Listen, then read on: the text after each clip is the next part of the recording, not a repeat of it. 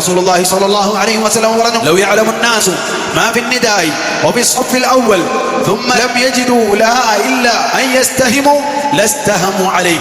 റസൂൽ സ്വല്ലല്ലാഹു അലൈഹി വസല്ലം പറയുന്നത് നമുക്ക് കാണാൻ സാധിക്കും, ആരെങ്കിലും അല്ലെങ്കിൽ ജനങ്ങൾക്ക് നിദാഇന്റെ അതായത് വാങ്ങിന്റെ ഫദ്ലും അതുപോലെ തന്നെ ഒന്നാമത്തെ സ്വപ്പിന്റെ ഫദ്ലും അറിയാമായിരുന്നെങ്കിൽ, എന്നിട്ട് അതിന് നറുക്കെടുത്ത് കൊണ്ടല്ലാതെ അവർക്കതിന് സാധിക്കാതെ വരികയും ചെയ്താൽ അതിനുവേണ്ടി അവർ നറുക്കെടുക്കുമായിരുന്നു എന്ന് റസൂലുള്ളാഹി സ്വല്ലല്ലാഹു അലൈഹി വസല്ലം പറയുന്നത് അബൂ ഹുറൈറ റളിയല്ലാഹു അൻഹു അദ്ദേഹം ഉദ്ധരിക്കുന്ന ഹദീസ് നമുക്ക് കാണുവാൻ സാധിക്കും. അതായത് നിസ്കാരത്തിന് വരുന്നു, പക്ഷേ ഒന്നാമത്തെ സ്വപ്പ് നിറഞ്ഞിട്ടുണ്ടാകും എന്ന അവസ്ഥയിലാണ്.